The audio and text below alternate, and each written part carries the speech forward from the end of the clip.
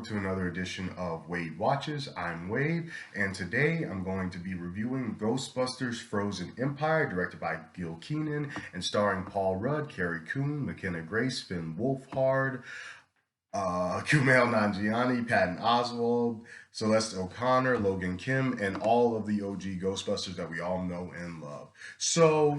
I was excited. I was excited for this movie. I saw it in Dolby Cinema. Got this little toy here, mini unboxing and a movie review video. Because why not?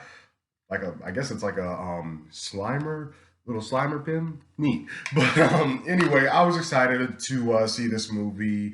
I was excited to check it out in Dolby Cinema because I was a huge fan of Ghostbusters Afterlife. I was pleasantly surprised by it. I saw it for the first time last week during my doing my Ghostbusters marathon leading up to this movie. And after watching Ghostbusters 2016, which I just wasn't the biggest fan of, I thought they kind of dropped the ball with that reboot. I was just thinking to myself, a modern Ghostbusters reboot probably couldn't work, but Afterlife showed me otherwise. I thoroughly enjoyed that movie. I liked them bringing all those familiar elements that we know and love into the modern era. I liked how it didn't take place in New York. It took place in a small town setting. That was kind of, a unique change of pace. And I liked how it featured teenagers and kind of like, yeah, I guess young adults. Well, no, Finn Wolfhard was a teenager too in that movie, stepping up to the plate and taking up the mantle. I really enjoyed that.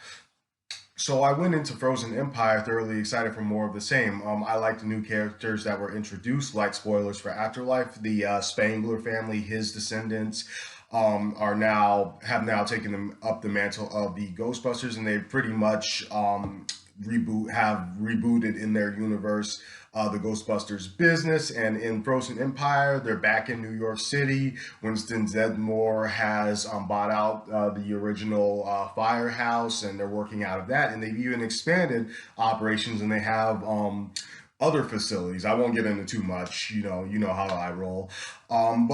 Yeah, and going into of course, there's a new threat that emerges, and once again, the new Ghostbusters and the original Ghostbusters have to team up to stop it. And going into this movie, knowing that premise, I was excited for more of the same of what I liked about Ghostbusters Afterlife, and you get some of those elements here. Oh, excuse me, here for sure. Let's start off with a positive first. The main thing that worked in this movie was the family dynamic with the Spanglers.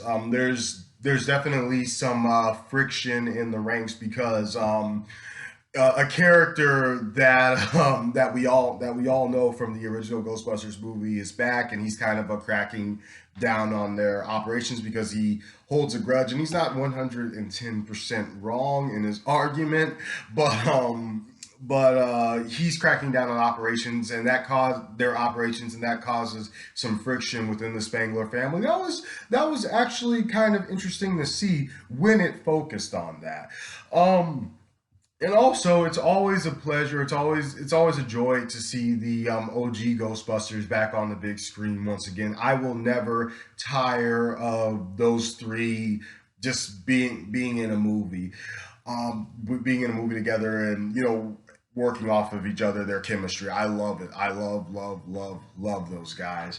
And I can appreciate the attempts of at taking this franchise in a bigger and slightly more ambitious direction than what we've seen previously by presenting a threat that isn't just, oh, I'm going to release a bunch of ghosts into the world. It's something more than that. There's a newer element there. There are kind of like different. There's a slight twist on the mythology here. Not a like wholly original twist. You still get a lot of what you've seen before as far as Ghostbusters villains are concerned, but there is somewhat of a newer dynamic that I of course I can't touch on here, that they incorporate into the mythology of the big baddie that we have here, which if you've seen the trailers, it's all about, freezing to death, freezing out of fear. and I was enjoying again, just like with the family story we have here. I was also enjoying that when we got that. It was very interesting backstory, and just like Ghostbusters Afterlife, this movie actually once again has a strong opening. However, though, unfortunately, this is we have here just another classic textbook case of sequelitis where a big movie studio kind of gets lazy with the source material. They're thinking, well, the last one was a big hit. If we just slap Ghostbusters on the poster, and if we have merchandise like this, people will go see it. And I haven't exactly tracked how this is doing at the box office, but last I heard it's doing pretty well for itself. So they're not wrong. They're not wrong. I'm sure they'll make their money back before Godzilla and Kong smash the competition at the end of the week. I'm sure this movie will do well for itself. But that's really disheartening to me because they have these good elements here, but the problem with sequelitis is that it tried, one of the symptoms of sequelitis is trying to do far too much in just a single film. And I feel like if one of these storylines was the whole movie, or rather if one of the story, or also, kind of saying the same thing, if one of the storylines in this movie plot lines was removed, this would have been a much better movie, because it tries to do this, tries to do that, and technically all of the mini storylines we have here do kind of converge into the central plot, the central big threat that they all have to face. But it just kind of feels a little bit all over the place for me. But like I said, I did enjoy all of those things when they were happening, but together it just felt like they were trying to do too much in one movie. Um, so yeah, that's pretty much my main gripe with Frozen Empire. Another gripe is that, again, you've seen the freezing to death out of fear thing in the trailers. That's not a spoiler, but I'm not going to give away anything. It feels like there's more talking about how scary and frightening this threat, this villain is, as opposed to showing it. It's a classic case of telling more than showing with the big baddie here, with the antagonist. And I would have liked to have seen more of that, because the movie opens, kind of setting that up, and it was an awesome, even slightly creepy and eerie opening sequence. We all know how the Ghostbusters films have, for the most part, succeeded in blending legitimate horror with legitimate comedy, and the opening gives testament to how this franchise is also steeped in like legitimate horror. I mean, we're talking about ghosts and the supernatural and the paranormal, but after that opening sequence, you don't really get to see much of this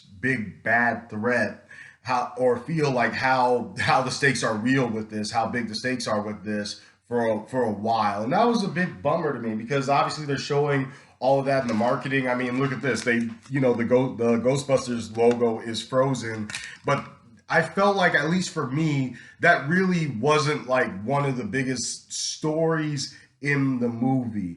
And I kind of got what they were trying to do, once again, just like with Afterlife, Phoebe and podcast, those two, they're kind of also giving off Mystery Incorporated, Scooby Doo vibes. They're not just like going around busting ghosts. They're trying to like collect clues, solve the mystery, figure out more. And I understand devoting the runtime to that, but I feel like with Afterlife, it managed to simultaneously have, let's investigate what's going on in our small town, while also showing us a lot of ghost busting, the reemergence of the Ghostbusters. Whereas this, it felt like there was more talking about the big bad threat. There was more talking about kind of like the negative impact that the Ghostbusters are having versus the positive impact that the Ghostbusters are having, because they've expanded a little bit as opposed to us actually seeing a lot of it this time around. And Ghostbusters Frozen Empire isn't the kind of movie that I go to when I'm expecting a more dialogue heavy slow burn of a film. I want to see some ghost busting. I want to see some crazy action. And of course that's here. Of course that's here, but I felt like there was more like build up than execution is what I'm saying. And that's just how I feel.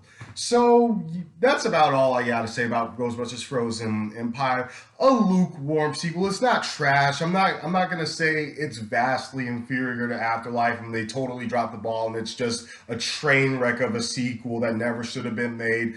Not at all. But it was a slight disappointment. I felt like all they had a lot of like wasted material there because they put too much in the movie. And there's even like a subplot with our green chubby little friend here and Finn Wolfhard. They have a thing going on, so there's just like all of these little mini storylines that some of which could have been taken out to make more time for the main threat that they've been putting in all of the marketing, all of the TV spots, freezing to death. There's a big baddie who's causing people to freeze out of fear. That's a cool, neat concept. I would have liked to have seen more of it as opposed to talking about it in these other kind of like mini arcs. And I know you have to have that in sequels, like people having mini arcs and whatnot, but I felt like it took too much focus away from the main story and the main threat. Like even Ghostbusters 2 pretty much for the most part focused on the big threat of Slime and Vigo the Carpathian. Like yeah, there were like one or two subplots, like blooming romances, but that's what that movie was mainly about. This feels like they wanted to, like I said, put a couple of different movies into one sequel. Because there's this whole other story, and I'm not going to give away what it is. That's kind of that again could have easily have been its own thing. So wrapping it up, I'm going to give Ghostbusters Frozen Empire a solid 6 out of 10. So yeah, not as good as Ghostbusters Afterlife, but there's still enough in there that made for a decent watch, a passable